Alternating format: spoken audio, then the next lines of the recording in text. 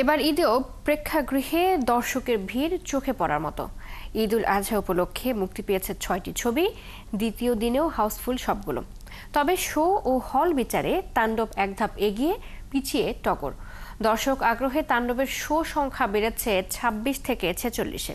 বিস্তারিত সুমনা সুমির প্রতিবেদনে। ঢাকায় চলচ্চিত্রে দর্শকের আগ্রহ ধারাবাহিক হচ্ছে। এবার ঈদের দ্বিতীয় দিনে সপরিবারে সিনেমা দেখতে প্রেক্ষাগৃহে এসেছেন দর্শকরা। সিনেমার প্রচারণায় ভীষণ যত্নবান পরিচালক, প্রযোজক, কলাকুশলী ও অভিনেতা অভিনেত্রীরা। নির্মাণে দলীয় বোঝাপড়া টানটান থাকছে প্রচারণায়ও। ব্লকবাস্টার নির্মাতা রায়হান রাফির তাণ্ডব পেয়েছে সর্বাধিক ১৩৩টি প্রেক্ষাগৃহ, যার সবগুলোই হাউসফুল। সিনেমাটি দর্শকের আগ্রহের শীর্ষে থাকায় আগামী ৩ দিনের অগ্রিম টিকিট বিক্রি হয়ে গেছে। এটা হাইপ অনেক। আর লাস্টবার আপনার বরবাদ মুভিটাও দেখছি, জোশ ছিল, মানে ফাইটিং সবকিছু। এখন ইনশাআল্লাহ এটা ভালো হবে। কথা উঠছে যে ক্যামিও উঠবে, ক্যামিও আসছে, এখন দেখা যাক কি হয়। আমরা বরাবর শাকিব খানের ফ্যান সবসময়। আর ওনার আগে বরবাদ ছবিটা দেখছিলাম, খুব ভালো লাগছে। তো এটা রিভিউটা অনেক ভালো দেখলাম, এর জন্য চিন্তা করলাম আসি। ভালো, রায়হান রাফির সিনেমা, বিশেষ করে রায়হান রাফির ফ্যান, তাই আসছি। এবার দ্বিতীয় সর্বোচ্চ শো পেয়েছে ইনসাফ।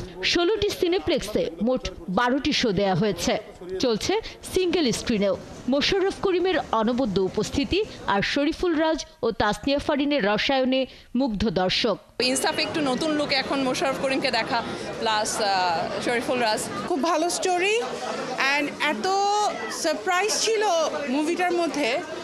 সো এটা অ্যাকচুয়ালি এক্সপেক্ট করি নাই যে এত সারপ্রাইজিং কিছু থাকবে। তাসনিয়া ফারিনকে সবসময় সাবলীল লাগে অভিনয়ে, কিন্তু আজকে মনে হয়েছে ওর মধ্যে হার্ড এবং সুইট সবকিছু মিলিয়ে দুর্দান্ত অভিনয় করেছে। আমার তো ভীষণ ভালো লেগেছে। প্রথম সিনেমাতেই দর্শকের মন কেড়েছে ফারিন। পুরো টিম চেয়েছিলাম একটু ডিফারেন্ট কিছুই করতে, সো এটা একটা চ্যালেঞ্জ আমার মনে হয়েছে যে নেওয়া উচিত। যেহেতু আর্টিস্ট, আমাদের সকল ক্ষেত্রে শিল্পে কাজ করতে পারি আমরা, তো সেটাই আসলে প্রচেষ্টা ছিল যে এই ক্ষেত্রটাতে যেহেতু আমি এক্সপ্লোর করিনি আগে, আমি তো চেয়েছি একটু ডিফারেন্টভাবে এক্সপ্লোর করি।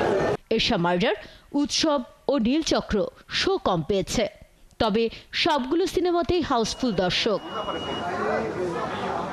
সুমনা সুমি, ৭১, ঢাকা।